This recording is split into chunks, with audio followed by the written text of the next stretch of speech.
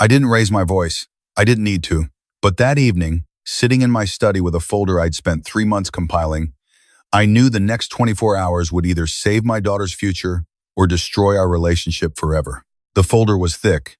Bank statements, court records, photographs, witness statements. All of it pointed to one undeniable conclusion. Blake Morrison, the man my daughter Emily planned to marry, wasn't who he claimed to be. But I'm getting ahead of myself. My name is Arthur Wellington. I'm 64 years old, a retired architect who spent 40 years designing buildings that would last. That's what architects do, we think long term. We spot structural weaknesses before they become catastrophic failures. And 6 months ago, when Emily first brought Blake home to our house in Newton, Massachusetts, I spotted weaknesses immediately. It was a Sunday in April. Emily had called ahead, excited, asking if she could bring someone special to dinner. My wife Catherine had passed away 3 years prior, and Emily knew I appreciated the company. She also knew I'd eventually need to approve of whoever she chose to build a life with. Blake arrived wearing a tailored suit that screamed money, but lacked the subtle details that indicate actual wealth. I noticed this because I'd spent decades working with Boston's elite, and you learn to distinguish between authentic success and performance. His watch was expensive but flashy. His shoes were Italian, but too new. His confidence was aggressive rather than earned. "Mr. Wellington, it's an honor," he said, shaking my hand with the kind of grip that tries too hard. "Emily talks about you constantly. The architect who designed the Henderson building downtown? That's impressive work. I designed the Henderson building 30 years ago. It was decent work, but far from my finest. Anyone could Google that in 5 minutes." But I smiled and thanked him. Because what else do you do when your daughter is beaming at this man like he's hung the moon? Over dinner, Blake dominated the conversation. He talked about his startup, something involving cryptocurrency and real estate tokenization. He name-dropped MIT, though he'd never studied there, just attended some seminars. He mentioned his portfolio of properties, his connections with venture capitalists, his vision for disrupting the market. Emily hung on every word. I asked simple questions. Where did he grow up? What did his parents do? Where did he work before starting his company? His answers were smooth but vague. Small town in Connecticut without naming it. My father was in business without specifying what kind. I worked in finance without naming a firm. Red flags aren't always dramatic. Sometimes they're just absence. Gaps where details should be. After they left that night, I sat in my study thinking about Catherine. She'd been the emotional one in our marriage, quick to judge, quick to love, quick to trust her instincts. I'd been the analytical one. We balanced each other. Now, without her, I had to be both. I pulled out my phone and did what any father would do in 2026. I searched. Blake Morrison was surprisingly hard to find online. His LinkedIn claimed he'd graduated from Boston College in 2015 with a degree in finance. His Instagram showed a carefully curated life of expensive restaurants, luxury cars that were clearly rentals, and motivational quotes about grinding and success mindset. His company, Morrison Capital Ventures, had a website that was all stock photos and buzzwords. What he didn't have was depth. No college friends tagging him in old photos, no trail of previous employment, no digital footprint before 2019. For someone his age, that absence was deafening. The next morning, I called my old friend Marcus Chen. Marcus had retired from the FBI 5 years ago and now ran a private investigation firm. We'd worked together on a fraud case involving one of my clients back in the 90s, and I'd learned then that Marcus was both thorough and discreet. "Arthur, good to hear from you," Marcus said when he answered. "How's retirement treating you?" "I need a favor," I told him. "I need you to look into someone." Quietly, there was a pause. "This about Emily?" Marcus had met Emily at Catherine's funeral. He knew she was my only child, my entire world after losing Catherine. "Yeah," I said. "It's about Emily. Send me what you have. I'll start digging." For the next 2 months, I watched Blake integrate himself into my daughter's life like a virus entering healthy cells. He moved into her apartment in Cambridge, claiming his lease had ended, and he was between places while looking for something better. He started using her car because his was in the shop. He began working from her apartment because his office space was being renovated. Every excuse was plausible. Every explanation made sense in isolation, but together, they formed a pattern. Emily was changing too. She'd always been independent, a veterinarian with her own practice, a woman who'd bought her first condo at 25 through hard work and smart saving. But now she was anxious about money. She mentioned selling some stocks. She talked about taking on a business partner to expand her practice. Except the partner Blake suggested was his friend, someone I couldn't find any veterinary credentials for. I bit my tongue. I played the supportive father. I smiled when Blake joined us for dinners. I asked interested questions about his deals that were always just about to close, and I waited for Marcus to call. The call came on a Tuesday in June. "Arthur, we need to meet," Marcus said. His voice had that careful tone professionals use when they're about to deliver bad news. "Not over the phone. Can you come to my office tomorrow?" I arrived at 9 in the morning. Marcus's office was in a converted brownstone in Back Bay, all exposed brick and modern security systems. He led me to a conference room and closed the door. On the table was a folder twice as thick as mine. "Blake Morrison isn't his real name," Marcus said, opening the folder. "He's actually Blake Hendricks. He changed it legally in 2019, shortly after being released from prison." My stomach dropped. Prison? Wire fraud.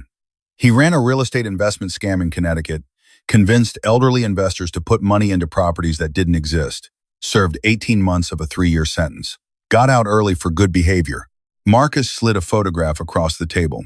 Blake's mugshot, 5 years younger but unmistakably him. "There's more," Marcus continued. "Before that, he was investigated for identity theft in New Hampshire. Charges were dropped due to lack of evidence. But the pattern was there. And since his release, he's been connected to at least 2 other women. Both relationships ended when the women discovered significant money missing from their accounts. He showed me more documents, police reports, civil lawsuits, restraining orders. Neither woman pressed criminal charges, Marcus explained. They just wanted him gone. He's careful, never takes enough to trigger felony thresholds, always has explanations, always moves on before anyone can build a case. He's a professional. I looked at the photos of the other women. Both around Emily's age. Both successful professionals. Both had trusted him. "What's his angle with Emily?"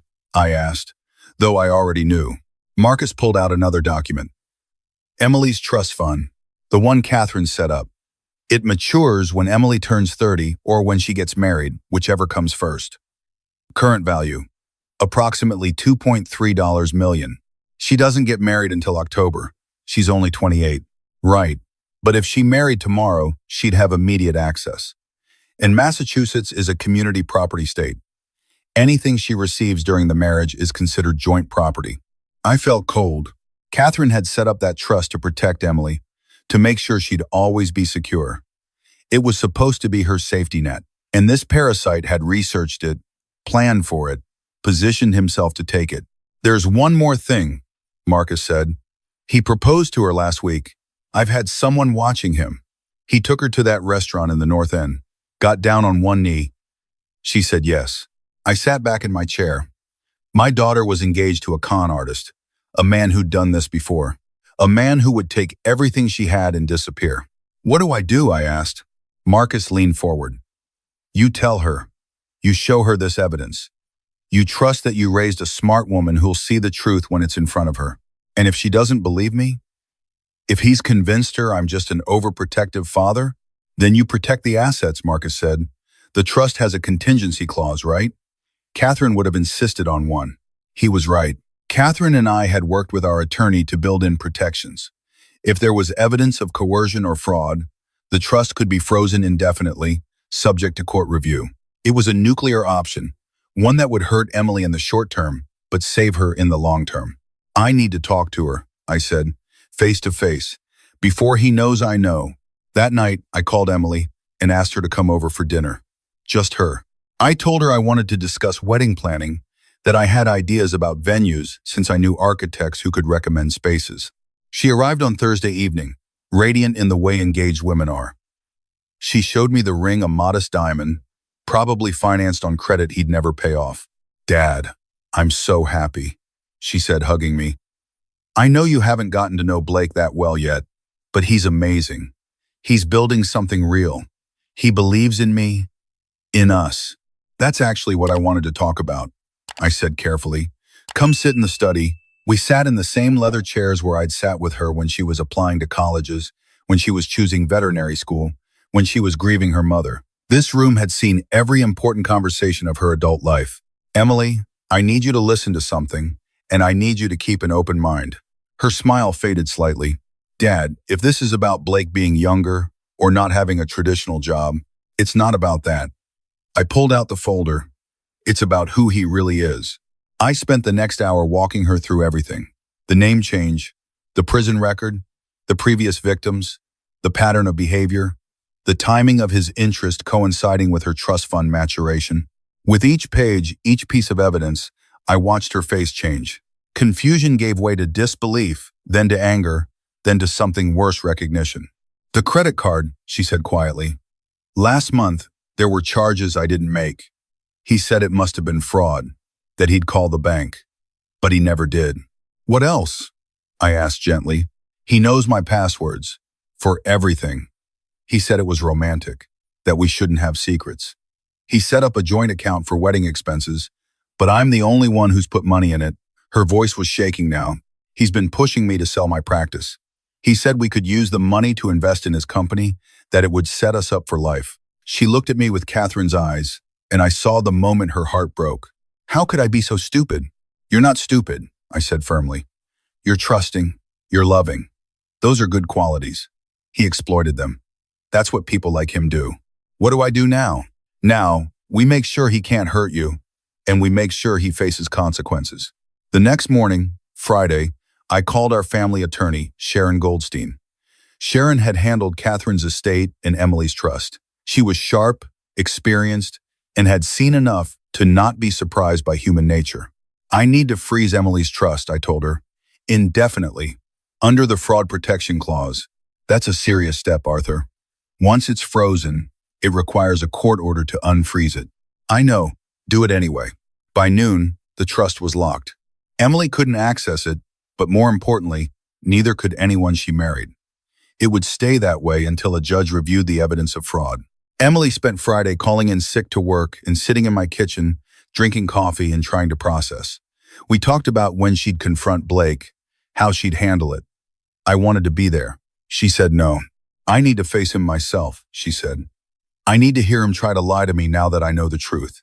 Saturday morning, Emily invited Blake to her apartment to discuss wedding plans. I waited in my car 3 blocks away, phone in hand, ready to call the police if needed. Marcus had one of his people watching from across the street. According to Emily's account later, Blake arrived relaxed, confident. He'd been shopping for tuxedos. He had champagne. He was talking about honeymoon destinations. She let him talk for 10 minutes. Then she pulled out the folder. Who's Blake Hendricks? She asked. She told me his face went white. Then he tried to laugh it off. That was a misunderstanding. I can explain. Who are Sarah and Jennifer? The other victims. Their names in police reports.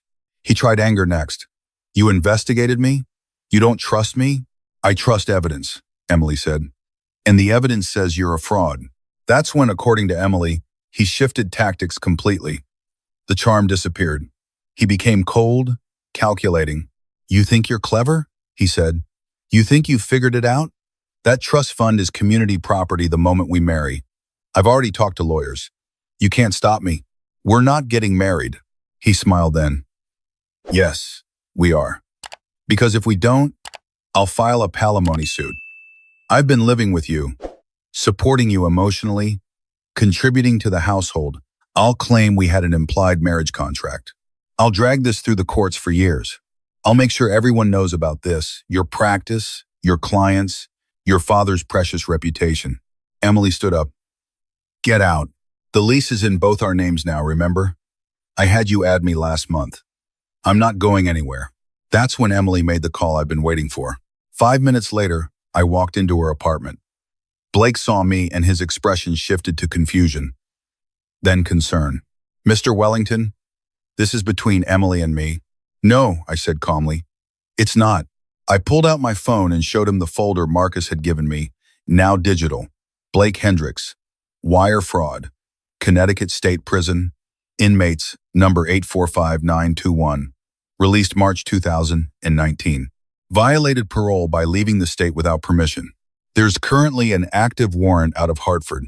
His face went pale again. The lease you're on? We checked with the landlord.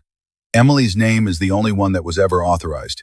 You forged the documentation you showed her. That's fraud. The joint bank account? Emily never signed those papers. You forged her signature. That's identity theft and bank fraud. I stepped closer. The credit card charges? We have evidence you used her card without permission. That's theft.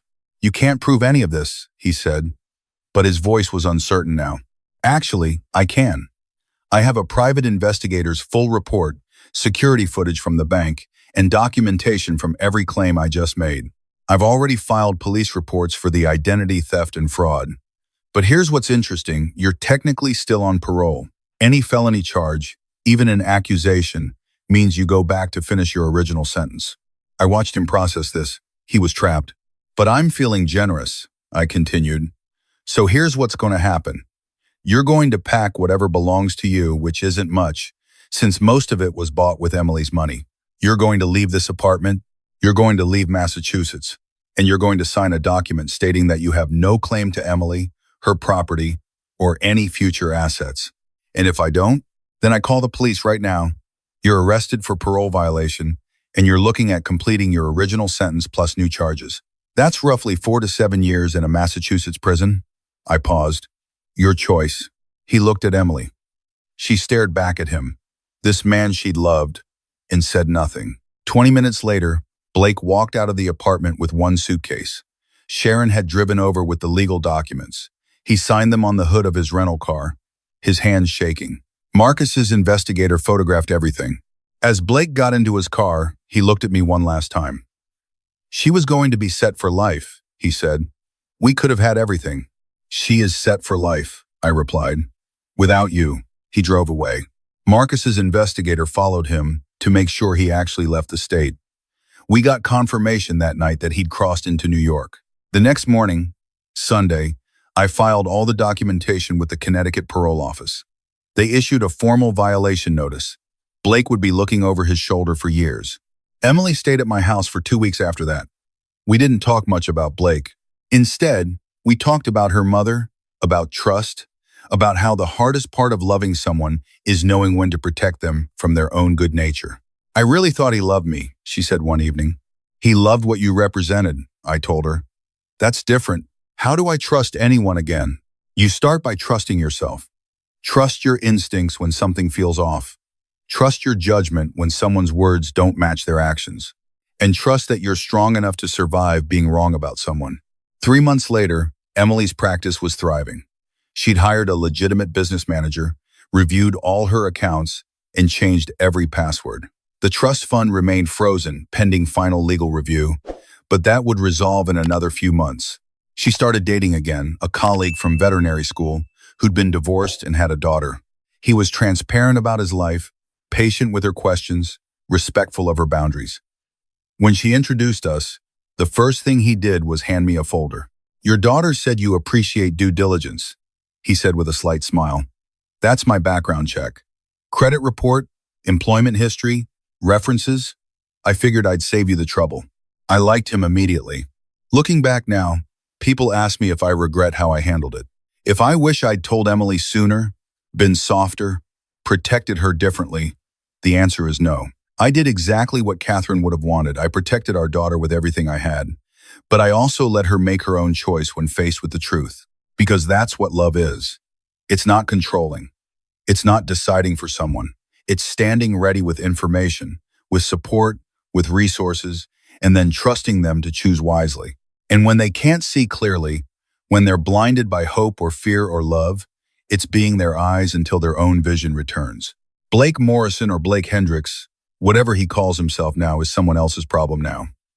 Marcus keeps tabs on him through old FBI contacts. Last we heard, he was in Florida, trying the same scam with a different woman. Marcus tipped off that woman's family. Some battles you fight forward. As for Emily, she's happy, cautious but not cynical, wiser but not hardened.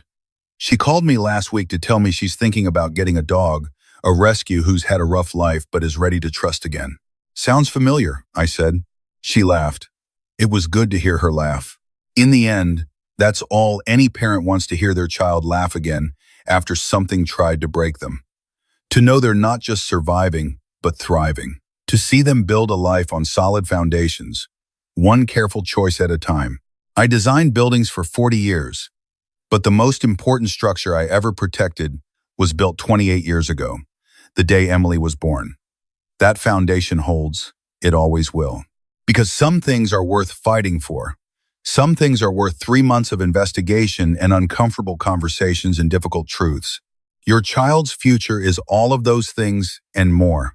If you're a parent watching this and something feels wrong about the person your son or daughter is with, trust that feeling. Do your homework, ask questions, be prepared to be the bad guy if it means being the protector. Because someday, when the dust settles and the threat is gone, your child will understand. They'll see that what looked like interference was actually love in its most fierce and uncompromising form. And they'll thank you for it. Not immediately, maybe not for months or years, but eventually. Emily thanked me at Thanksgiving, 6 months after Blake left. We were having dinner, just the two of us, carrying on the tradition Catherine had started. Emily raised her glass. "To Dad," she said, "for seeing what I couldn't, for doing what I wouldn't, for loving me enough to risk me hating you. I would risk anything for you," I told her. "Always have, always will." We touched glasses. In that moment, I felt Catherine's presence, the way I sometimes do in that house we built together. I think she would have been proud of how this turned out. Proud of Emily for being strong enough to walk away. Proud of me for being strong enough to help her. And maybe, somewhere, she was proud of us both for understanding that sometimes the greatest act of love is knowing when to fight for someone, even if they don't want you to. That's the story. That's what happened. And that's why, to this day, I tell other parents, pay attention. Trust your instincts. Do the uncomfortable work. Because the alternative, watching your child make a mistake you could have prevented, that's something you'll regret forever. I carry no regrets. Only relief that we caught him in time.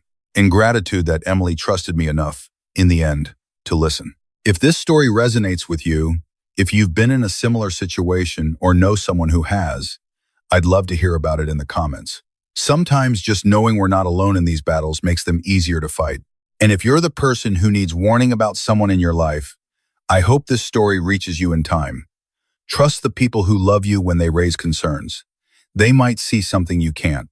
Until next time, this is Uncle Arthur reminding you, protect what matters, always.